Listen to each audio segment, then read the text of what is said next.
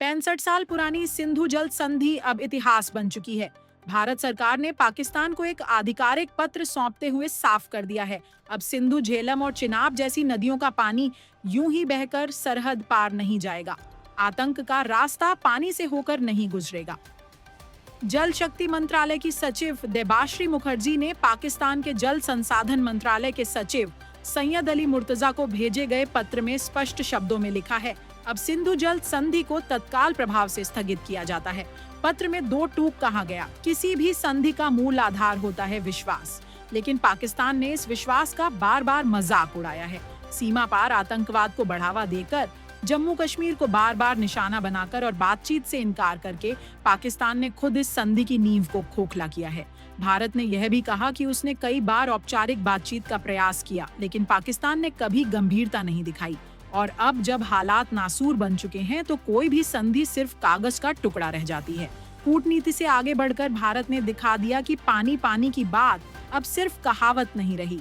इस पत्र के जरिए भारत ने संधि के अनुच्छेद 12 के 3 के तहत इसकी समीक्षा और संशोधन की मांग भी की है।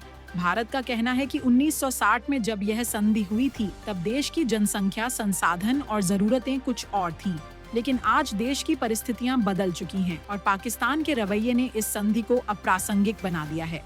इधर भारत ने पानी रोका, उधर पाकिस्तान में बौखलाहट का सैलाब आ गया। 24 अप्रैल को इस्लामाबाद में नेशनल सिक्योरिटी कमेटी (NCS) की आपात बैठक बुलाई गई, जिसमें सिंधु जल संधि को रोकने के फैसले को एक्ट ऑफ वॉर यानी युद्ध की घोषणा करार दिया गया। पाकिस्तान ने यह भी कहा कि अगर भारत ने पानी रोका तो वह हर संभव जवाब देगा। भारत की तरफ से संदेश साफ है, जब तक सीमा पार आतंकवाद जारी रहेगा तब तक पानी भी सरहद पार नहीं जाएगा। यह केवल एक रणनीतिक निर्णय नहीं है, यह भारत की बदली हुई विदेश नीति का प्रतिबिंब है। 1960 की संधि के तहत सतलुज, रावी और ब्यास की नदियां भारत को दी गई थीं, जबकि सिंधु, झेलम और चिनाब पाकिस्तान के हिस्से में गईं। भारत इन पश्चिमी नदियों का सीमित उपयोग कर सकता था, लेकिन अब यह सीमाएं फिर से खींची जाएंगी। अब ये सिर्फ पानी की लड़ाई नहीं, ये सिद्धांतों की लड़ाई है। अब हर बूंद का हिसाब होगा।